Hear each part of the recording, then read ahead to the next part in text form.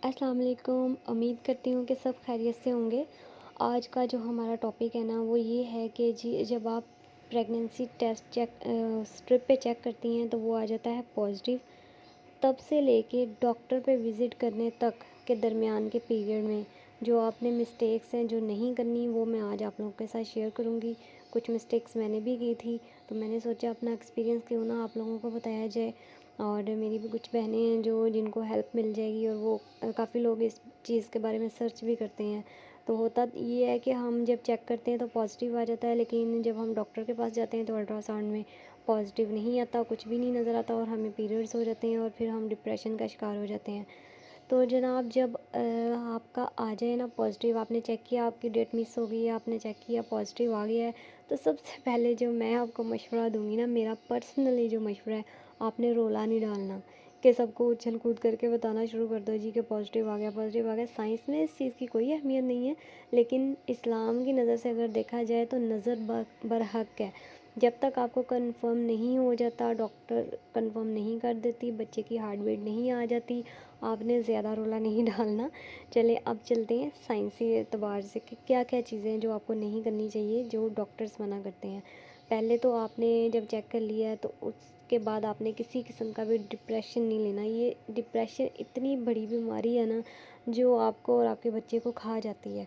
आपने किसी किस्म की कोई टेंशन नहीं लेनी। अगर कोई टेंशन वाली बात है तो आपने उससे निकलने की कोशिश करनी है। इवन कि आपके हस्बैंड को भी चाहिए कि वो आपको इस चीज़ में सपोर्ट करें और इस चीज़ का ख्याल रखें, क्योंकि अर्ली प्रेगनेंसी में अगर आपको डिप्रेशन हो जाएगी ना, वो आपके बच्चे की ग्रोथ पे पड़ जाएगी, आपका बच्चा ग्रो नहीं करेगा। और दूसरा जो आपने अवॉइड करनी है चीज़ें कि आपने बहुत ज़्यादा गर्म चीज़ें नहीं खानी कि जिससे आपका ब्लड फ्लो जो है बढ़े, आपका बीपी हाई हो। और आपका वो बीपी हाई भी जो है ना वो आपके बच्चे के लिए बिल्कुल भी ठीक नहीं है। हाँ, अगर आपका ऑलरेडी बीपी हाई रहता है तो आपको फिर जब आपका पॉजिटिव आया ना तो आपको फिर वेट नहीं करना, आपने फ़ौरन डॉक्टर के पास जाना है। क्योंकि बीपी हाई की जो आप मेडिसिन ले रही हैं वो आप प्रेगनेंसी में नहीं ले सकती। अपने डॉक्टर से पूछे बगैर, क्योंकि प्रेगनेंसी की मेडिसिन और होती हैं, नॉर्मल रूटीन की मेडिसिन और होती हैं। कुछ चीज़ें होती हैं जो आपके बेबी को हार्म करती हैं, तो वो आपने उन चीज़ों से अवॉइड करना है। ठीक हो गया। अ, अगली बात ये है कि आपने सीढ़ियाँ ये नहीं कि बिल्कुल चढ़नी ही नहीं है कि आपका रूम जैसे सेकंड फ्लोर पे है या फर्स्ट फ्लोर पे है, जहाँ पे भी है तो आप कहेंगे अब हमने तो ऊपर जाना होता है अपने रूम में, नीचे काम करने के लिए आना होता है या कुछ। तो आपने चढ़नी है, लेकिन आपने जो साइड पे ग्रिल लगी हुई है या कुछ भी है उसको पकड़ के एक एक स्टेप आपने ऊपर आना है और उछल के नहीं आना कि जिससे जिस्म को झटका लगे या आपकी बॉडी में थोड़ी वाइब्रेशन हो, वो इस चीज़ को ना आपने अवॉइड करना है। अगली जो चीज़ है वो है उतरते वक्त भी आपने यही एहतियात करनी है सीढ़ियाँ, और चढ़ते वक्त भी। इसके अलावा जी आपने बाइक का जो सफ़र है ना उसको फ़िलहाल के लिए बंद कर देना है। डॉक्टर के पास जाना है, चलो ठीक है, आराम से कि झटके ना लगे, एहतियात से चलानी है। लेकिन ये कि अगर एक्स्ट्रा जा रही हैं आप कहीं पे भी, किसी के घर जा रही हैं या कहीं शॉपिंग के लिए जा रही हैं, तो उस चीज़ को फ़िलहाल के लिए अवॉइड कर दें। अपने डॉक्टर से पूछें, अगर वो आपको परमिशन दे तो आपने बाइक का सफ़र करना है। वैसे डॉक्टर मना कर देती है कि आपने बाइक का सफ़र नहीं करना, क्योंकि उसमें बॉडी को जो झटके लगते हैं, जंप वगैरह आते हैं, तो वो आपकी अर्ली प्रेगनेंसी के लिए ना ठीक नहीं होते।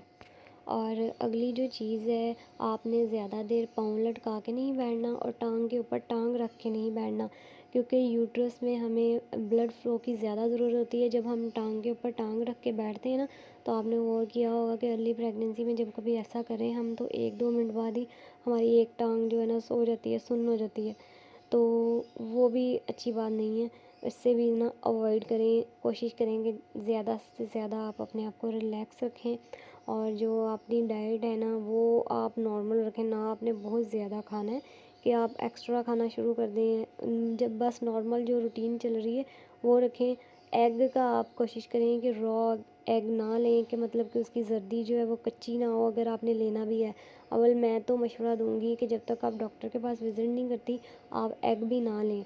और बहुत ज़्यादा ठंडी चीज़ भी ना लें कि जिसकी तासीर बहुत ज़्यादा ठंडी हो, क्योंकि मुझे डॉक्टर ने अर्ली प्रेगनेंसी में बहुत ज़्यादा ठंडी चीज़ें पीने से मना कर दिया था। जूसेस वगैरह मैंने पूछा था ना, क्योंकि उससे ये कि एक तो आपका बीपी ऑलरेडी लो होता है अर्ली प्रेगनेंसी में, और अगर आप बहुत ज़्यादा ठंडी चीज़ें लेना स्टार्ट कर देंगे तो उससे आपका जो सिस्टम है बॉडी का वो और ज़्यादा स्लो हो जाएगा, और ये अच्छी चीज़ नहीं है कि आपका बीपी और मज़ीद लो रहे।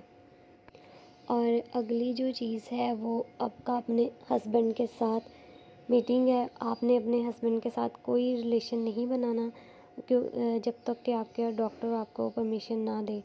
आपने हस्बैंड के साथ कोई रिलेशन नहीं बनाना, क्योंकि इससे भी बॉडी में झटका लगेगा और आपका जो है वो मिसकैरेज होने के चांसेस ज़्यादा होते हैं। और अगली जो चीज़ है ना, आपने फॉलिक एसिड जो है ना वो फ़ौरन से लेना स्टार्ट कर देना है अगर आपका रिज़ल्ट जो है वो स्ट्रिप पे पॉजिटिव आ गया है।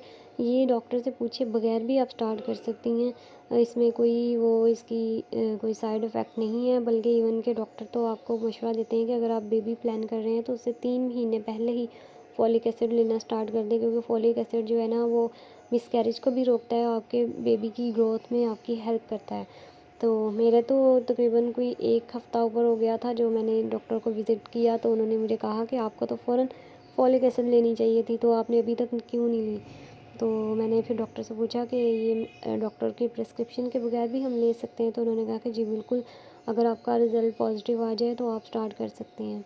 और कुछ फ्रूट्स ऐसे हैं जैसा कि पपाया हो गया, अनानास हो गया, ये फ्रूट्स आपने नहीं लेने, क्योंकि ये भी यूट्रस में कंट्रैक्शन पैदा करते हैं और बहुत ज़्यादा गर्म होते हैं, तो ये आपकी बॉडी में हीट पैदा करते हैं जिसकी वजह से आपको पीरियड्स आ सकते हैं। तो आपने इन फ्रूट्स से अवॉइड करना है कि जो जिनकी तासीर बहुत ज़्यादा गर्म है। उम्मीद करती हूँ कि आज की वीडियो आपको यूज़फुल लगी होगी। अगर आप मज़ीद कोई इन्फॉर्मेशन चाहती हैं तो आप कमेंट सेक्शन में कमेंट करके मेरे से पूछ सकती हैं। मिलते हैं अगली वीडियो में, तब तक के लिए अल्लाह हाफ़िज़।